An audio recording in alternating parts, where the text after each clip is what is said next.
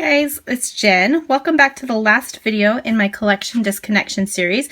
This is a series where I've shown you how to take one collection, which is in my case the Crepe Paper Wonder collection, and create several different layouts from it. And I wanted to show you how you can make them look very different in color and in theme and different things like that. So if you haven't checked those other videos out, be sure to look at the Collection Disconnection video playlist on my YouTube channel. And today I'm going to be using this busy paper as a background. I'm going to be using this photo of my nephew. And what I want to do is I have a bunch of the die cut shapes left over. And I pulled out some of the ones that I wasn't sure that I would get used up. And I obviously haven't used them yet. Some things like these little animals and stuff like that.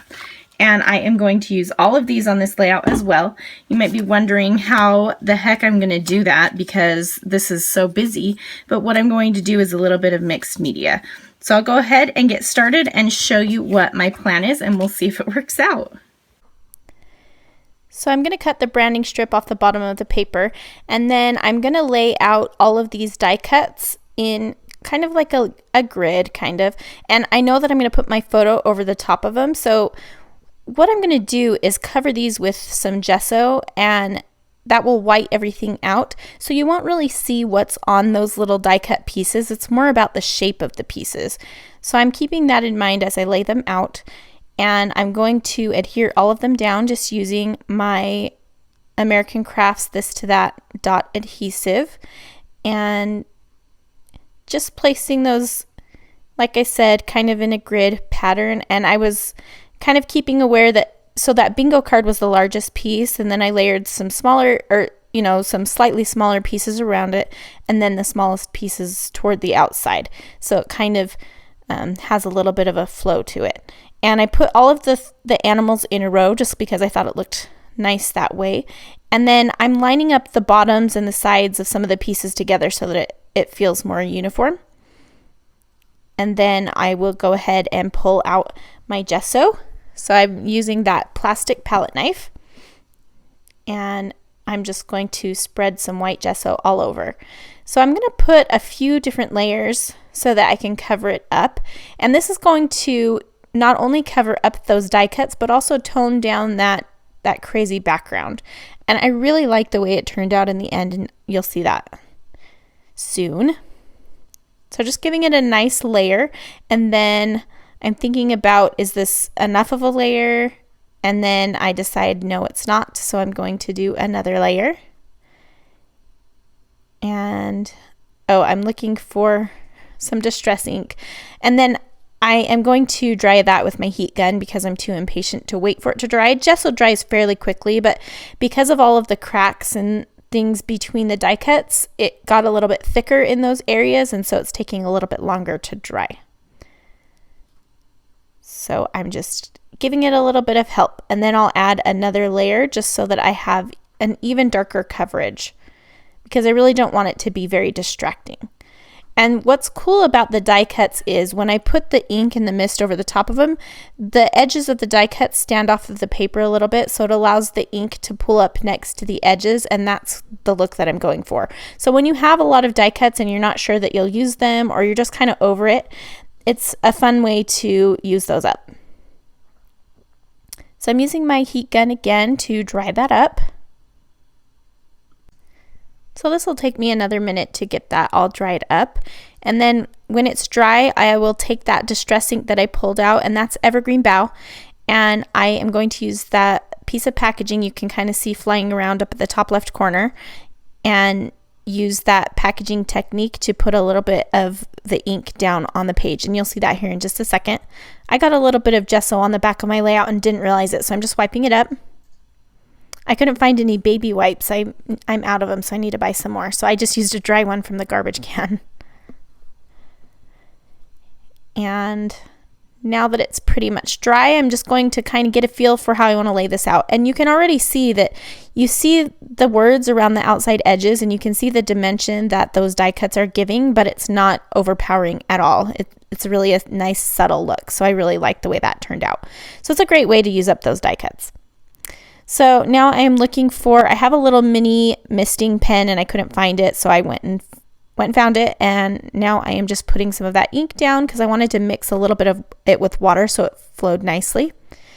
And like I said, I'm using Evergreen Bow Distress ink. So you just smush a little onto the package and then spritz it with some water. Now it was a little bit blue and I wanted more green, so I took some Splash Mr. Huey's and did the same thing. Just put it around with the die cuts, and you can see where the edges of the die cuts, the ink kind of pools in there. So now I'm going to take that same spray ink and just mist it in the same place several times on the background and let the ink drip down. And that gives kind of a cool effect. And then I'm just using the excess and splotching it around. And then I'm going to dry that with my heat gun too. So for some reason, some of the Mr. Huey's inks don't stick well when I use gesso. So I don't know why that is, but it never dries. So I decided to take that dry baby wipe from the garbage can and just kind of blot it up. And I think it looks nice. So now I've got kind of this bluish green background, and the edges of those little die cut pieces are defined. So I'm looking through the 6x6 paper pad to find some papers to mat the photo with, and I'm going to keep it fairly neutral. So I'm going to first mat my photo on white cardstock because I can't make a layout without doing that. And I just like it because it helps the photo stand out. So this is a photo of my nephew, and I think I mentioned before, he has cerebral palsy.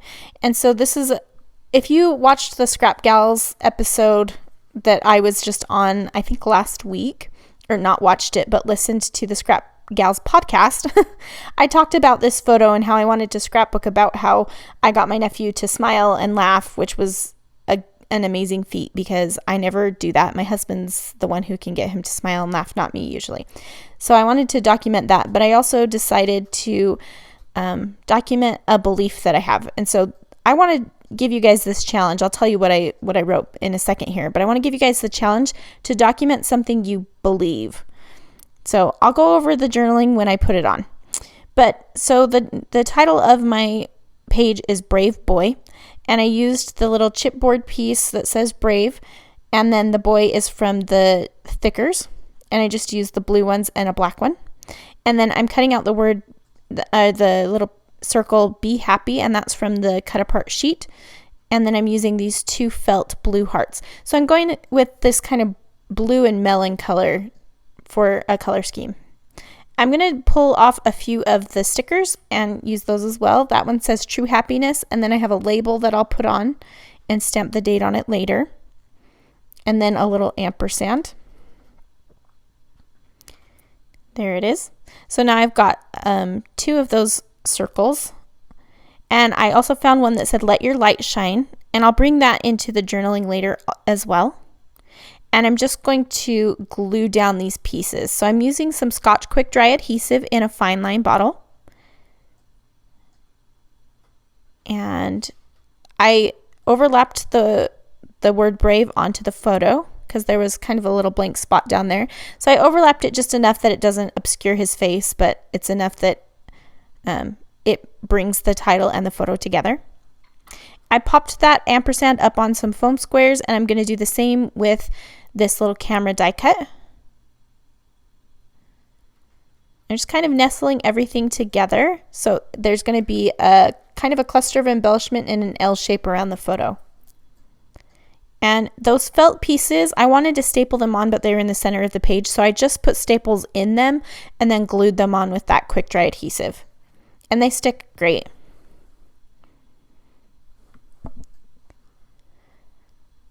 And I just put a little bit more glue on there. And I got a little bit of glue onto the photo. So now I'm looking at the stickers again and thinking it'd be nice to include some of these little triangles.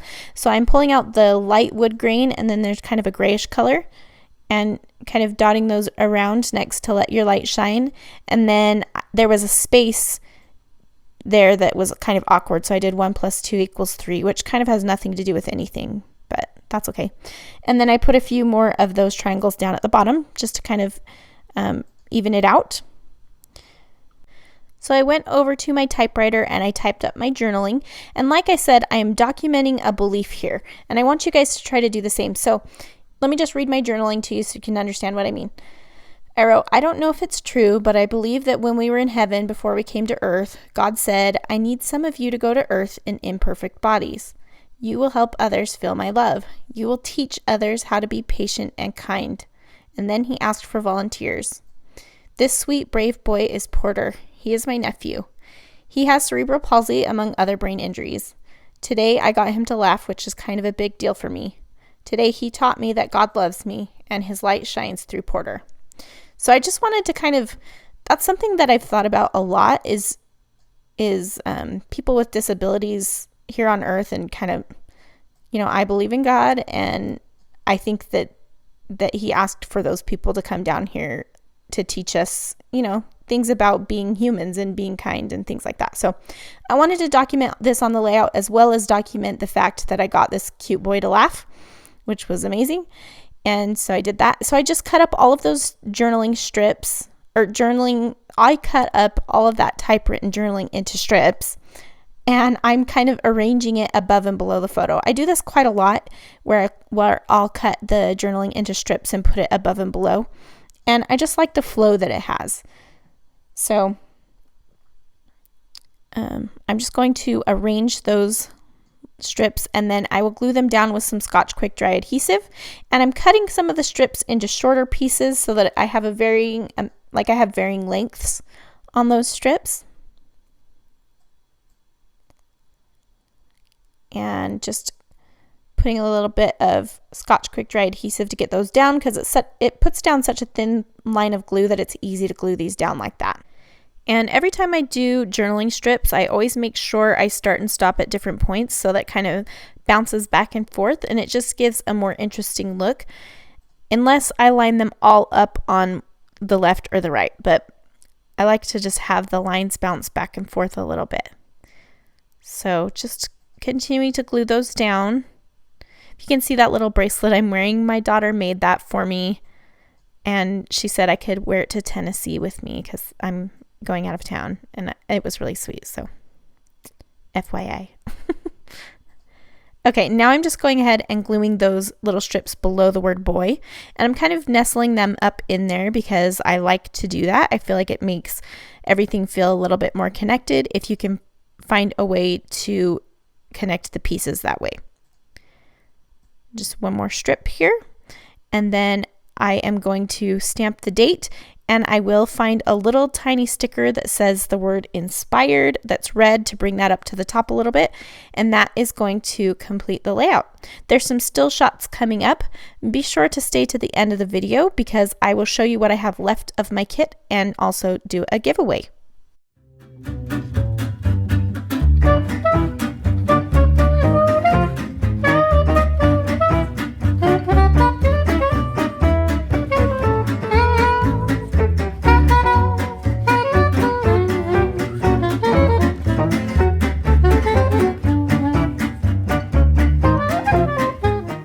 Okay, so I quickly want to show you how much stuff I have left over after making 10 layouts with this kit.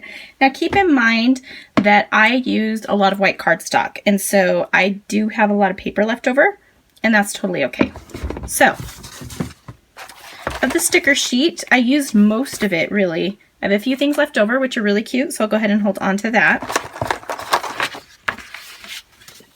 I used up most of the die cuts because I did that last layout where I used a bunch of them. I held on to ones that I had specific things in mind for or that I knew I would definitely use. These are all just branding strips from the bottom of the paper. And I have 2 of the pieces from the chipboard and wood veneer set. I have 3 little puffy stickers, not a lot. These are just cut aparts from the 6x6 paper pad, so I have a bunch of those. I used up a bunch of the alphabets. I have a lot left, but you know, it's hard when you have such a large alphabet to spell words after you're out of certain letters, so I'll hold on to that though. For the paper, I have, I think, 2 sheets that are still full.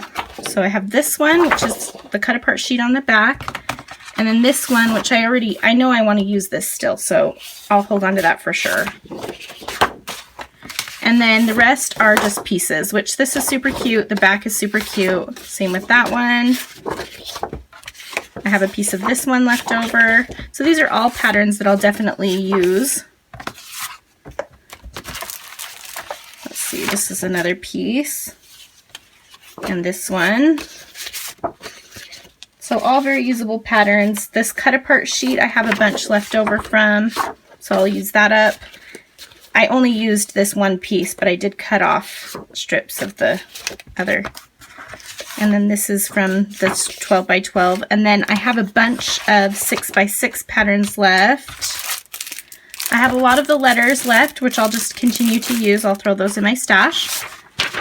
Then I didn't use all of the vellum, so I'll hold on to that for sure because it's really cute.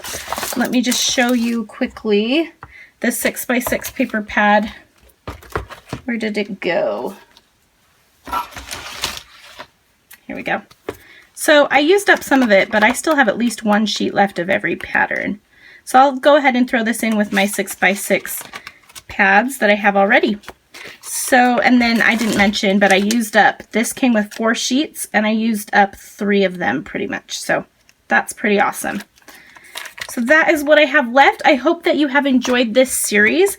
And if you will leave a comment below or over on my blog letting me know what your favorite video was from the series, I will put your name in a drawing to receive a $20 gift card to scrapbook.com so that you can choose a collection of your own to, obviously not a whole collection, but you can start, pick the pieces from a collection of your own to go ahead and make some different layouts with. So thank you so much for watching. I really appreciate all of your support, and we will see you very soon.